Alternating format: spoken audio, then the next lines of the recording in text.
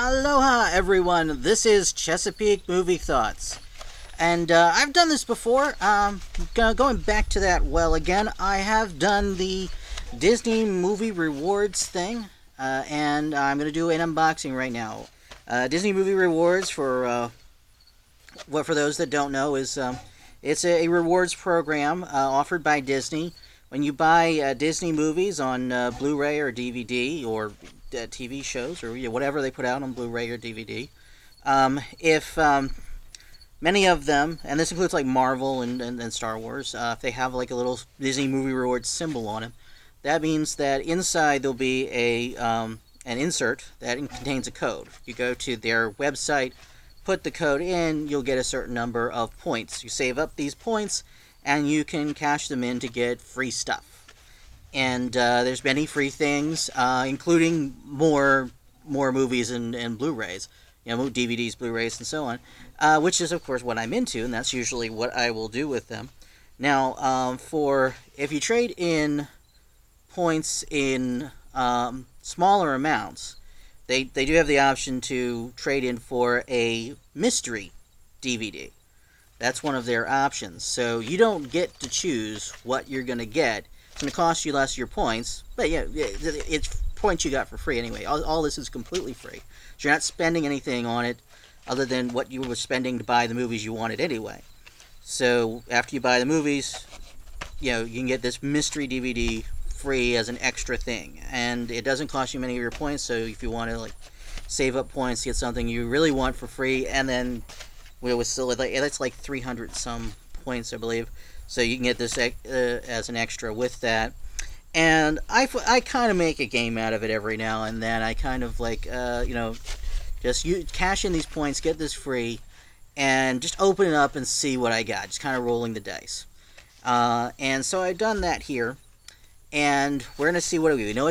We know it's something from Disney, but we don't know what it is. And I have a lot of Disney DVDs anyway, so it's a good chance it could be something I have, but we don't know. But we're gonna unbox it right now. It comes in like a little mailer here. I'm gonna rip this open. We're gonna find out right here on camera what it is that I got. And opening it up now. Okay, here it is. And alright, it is. Oh! I am in luck. I did not have this. In fact, I don't think I've seen this. This is the Tigger movie.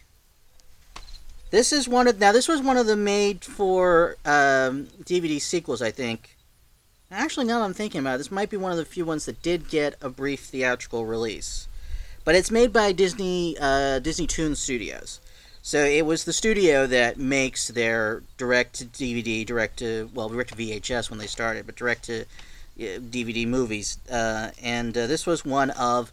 They did a number of, like, Winnie the Pooh movies. There was the Piglet's Big movie, the Pooh's Heffalump movie, many of which I did not see. I'm not opposed to seeing them, but just weren't very high priority, and just didn't seem to get around to a lot of them. I did see, like, the first one they did, which was Pooh's Grand Adventure, The Search for Christopher Robin. And, they're not bad. They're actually quite enjoyable. It's just when you compare them to, like, the theatrical releases, like The Many Adventures of Winnie the Pooh, the classic. And then in 2011, I believe it was, they did the sequel to that, just titled Winnie the Pooh, which was done by Walt Disney Feature Animation. That's very good too. But a lot of these things, they remind me a lot of the Saturday morning cartoon, the New Adventures of Winnie the Pooh, that I used to watch back in the day on TV, which was always one of the best ones to watch on Saturday mornings because the animation was so good.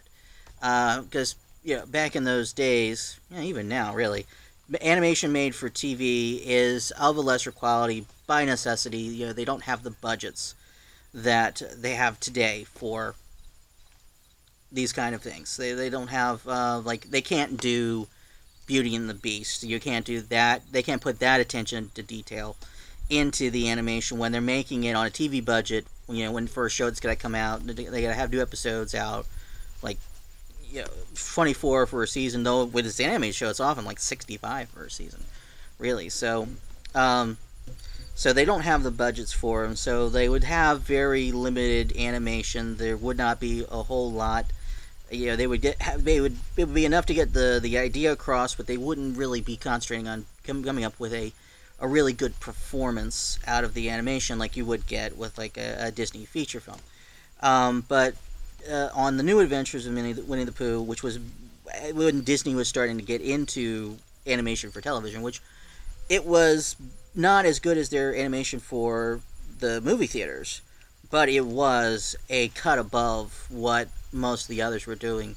Warner Brothers would follow suit pretty soon and start doing really good TV animation on things like Tiny Toon Adventures and Animaniacs. But Disney kind of started it off with even the Disney Afternoon. But before that, a couple of the early Disney Afternoon shows were just kind of predated the Disney Afternoon, which is Gummy Bears and Ducktales, and I believe the New Adventures of Winnie the Pooh. That one was limited to Saturday mornings. That was not an afternoon show, but that was Saturday mornings, and that I think was one of the early ones. Kind of, I think a little bit before the Disney Afternoon really started, as I recall. But speaking about these sequels, these were when they were made for DVD releases. They were kind of hit or miss. All those like Disney Toon Studios, made for DVD sequels.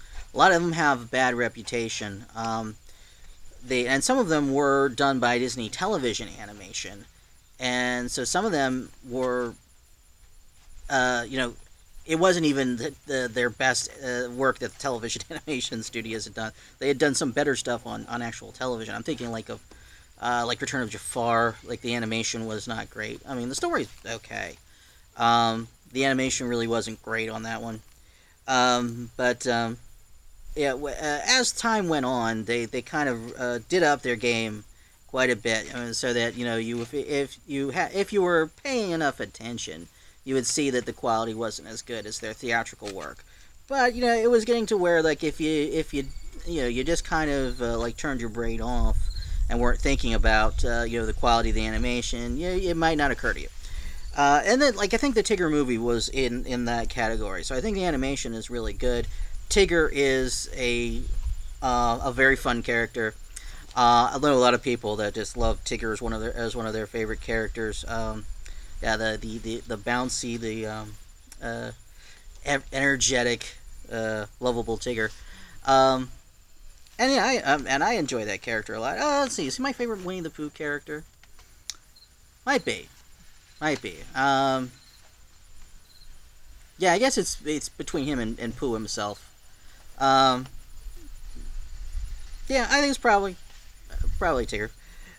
So yeah, I'm kind of surprised now that I think about it that I've told myself in the past to go to sometime get around to seeing this Tigger movie, and I just don't think I ever really did. So big win actually here from Disney Movie Rewards for my mystery DVD this time.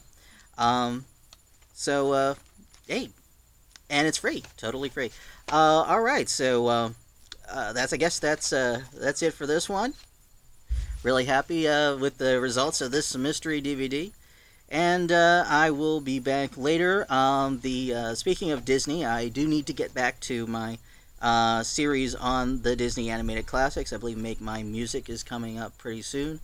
I haven't been out to the movie theaters recently to see anything. If I do get out, I'll try to share my thoughts here on that. But there's not a whole lot out that's really on my must-watch list for a while. We'll see how things go. But I can always go back to my series on Disney classics, and I probably will do that. And it's just exclusively a Disney the show here. We're not talking exclusively about Disney, but hey, let's face it, they own a huge part of the market share. So if you're talking about movies, you're talking a lot about Disney. And at least if one company is going to be so powerful in the movie industry, at least it's a company like Disney that I like, that I know puts out a lot of good quality work, some really bad work too. They slips in there, but a lot of really good quality work. So they've got Disney Plus coming out soon, which is like I kind of hate the idea that like each production company, each film studio, it now wants to have like their own streaming service. Like CBS started their own. I think there's one for specifically for DC Comics stuff. And like instead of Netflix, where they get contracts with a whole bunch of other content providers, and just to have them all in one place like that, and like in Hulu for this, for example, for the same thing, which that makes sense. But now they seem to want to be going towards a business model where there's just a whole bunch of streaming services, each one owned by a different content provider. And the only one where, as a consumer, that makes sense to me is Disney, because Disney has that huge market share. They own and produce so much content that it kind of makes sense for Disney to do it. I don't want to see the others do it. I don't subscribe to CBS All Access. I don't subscribe to the DC Comics service. I don't want to see it go that way, but I'll make an exception for Disney. I'm even thinking about whether or not I still need Netflix when Disney Plus comes out. I may not even. I don't really use Netflix all that much anymore because usually when I'm thinking about, hey, there's a movie I haven't seen in a while and I don't have it in my collection, let me go and see if it's streaming. Let's go to Netflix first, see if it's there so I can see it there. It's never there. Then you think of a movie you want to see, it's never there. They got a lot of movies, it's just never seems to be the one you're thinking of. But, well, alright, so anyway, that's the unboxing and some thoughts about Disney and Tigger and the history of animation and so on. So, alright guys, like, comment, subscribe, and that's a wrap.